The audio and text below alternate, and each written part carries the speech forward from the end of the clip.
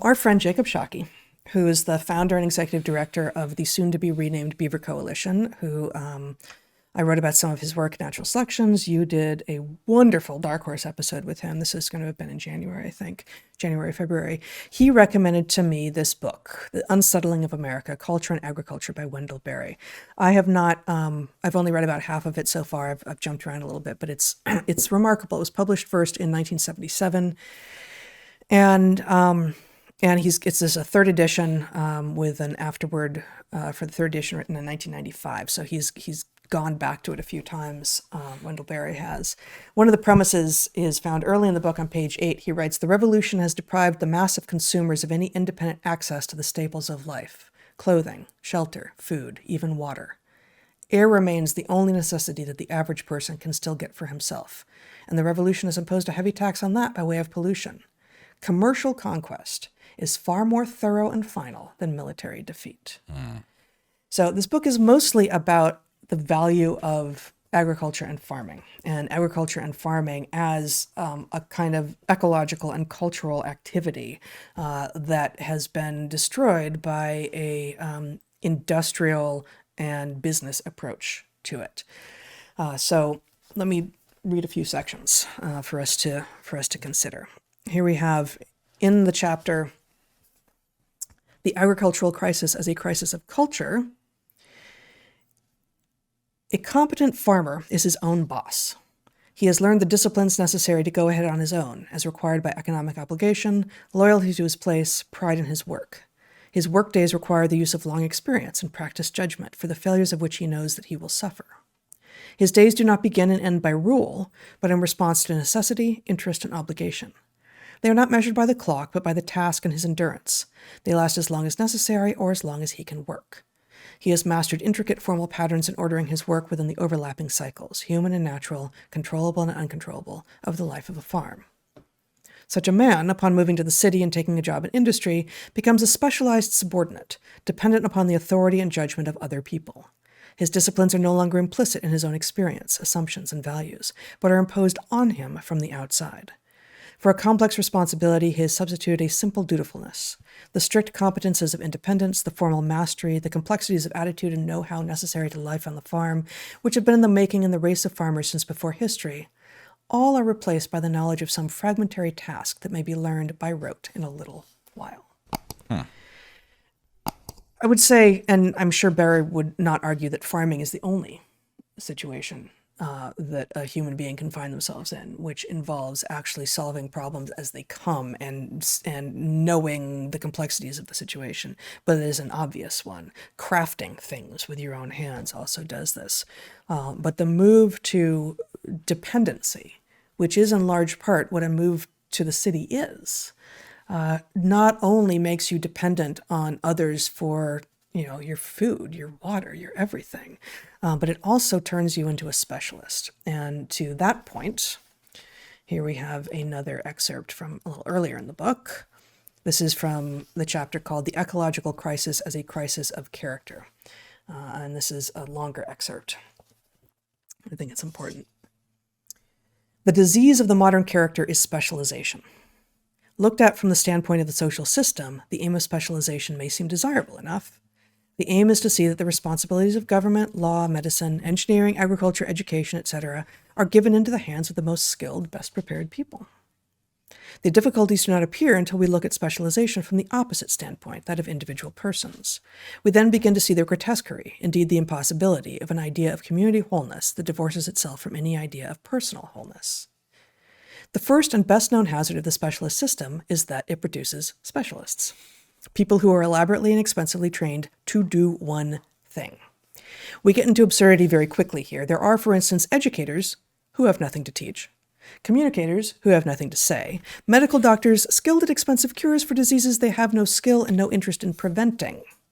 More common and more damaging are the inventors, manufacturers, and salesmen of devices who have no concern for the possible effects of those devices. Specialization is thus seen to be a way of institutionalizing, justifying, and paying highly for a calamitous disintegration and scattering out of the various functions of character, workmanship, care, conscience, and responsibility. Even worse, a system of specialization requires the abdication to specialists of various competences and responsibilities that were once personal and universal.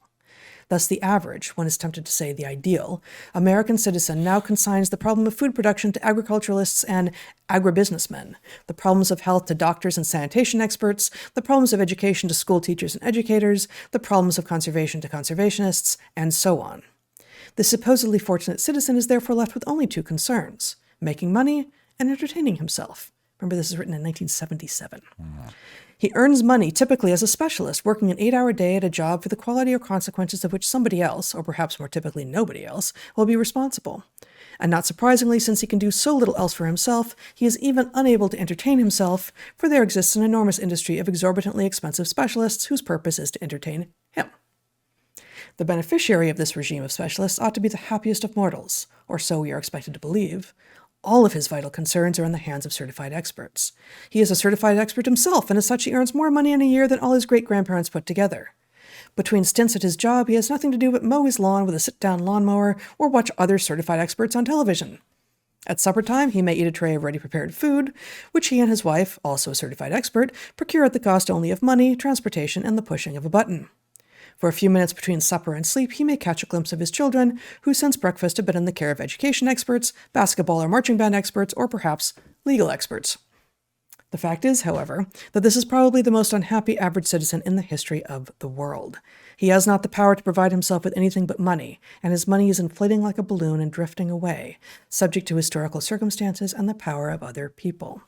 From morning to night, he does not touch anything that he has produced himself, in which he can take pride. For all his leisure and recreation, he feels bad, he looks bad, he is overweight, his health is poor.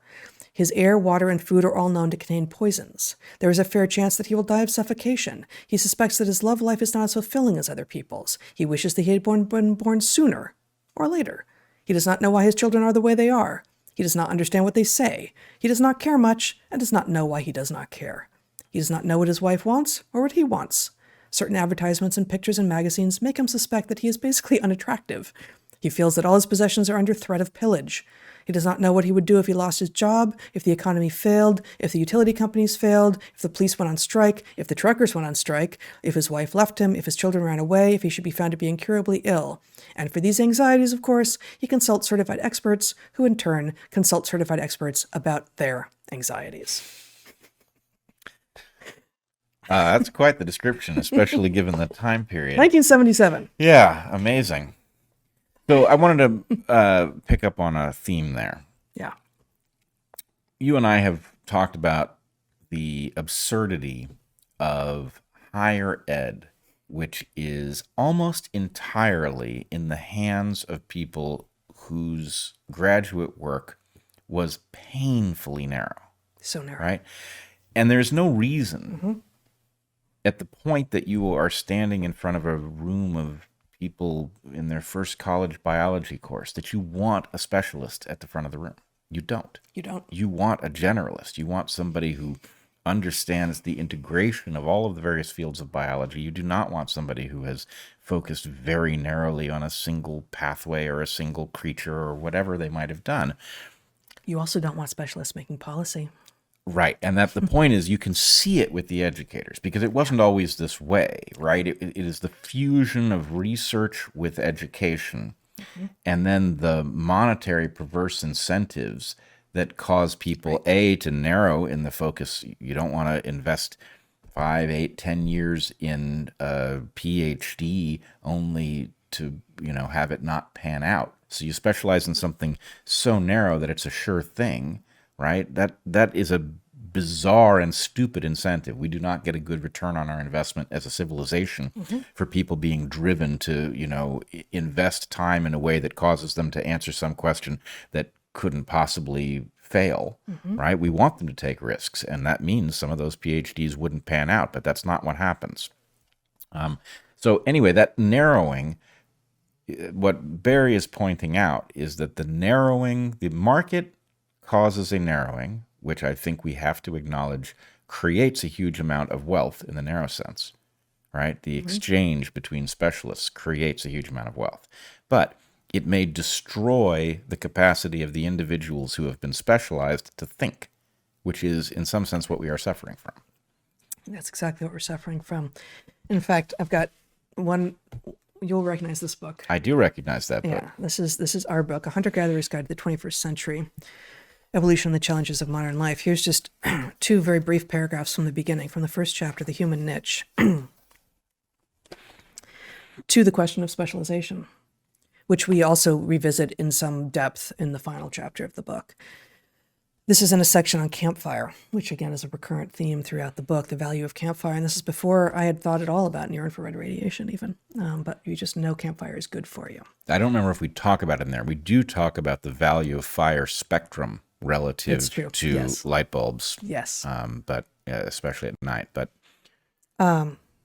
just as humanity broke down boundaries between niches that no other organism has broken down, so too have we broken down boundaries between individuals that nothing else has broken down so thoroughly. With regard to niches, we are a generalist species that contains individuals who are often specialists. A single ancient American may have been terrific at wayfinding, but terrible at keeping the flame. A single modern human may be terrific at rock climbing, but terrible at organizing their files, or excellent with numbers, but unskilled in the baking of bread. As a species, though, we are supremely good at all of these things. It is connections between us that allow us to transcend our individual limitations, often focusing on our trade while being sustained by the specialized labor of others. At the boundaries between individuals, we consciously innovate and share ideas and then reify the best and most relevant of those ideas for the current moment in the form of culture. For millennia, this magic has occurred around the common campfire. And this, if you're taking all of these words very, very literally and narrowly, you may think that that is in contradiction to what Barry is writing, but no. So Barry is not talking about a solitary farmer doing solitary farm work because, as he aptly points out, that's not how farms work. That's not what farming is.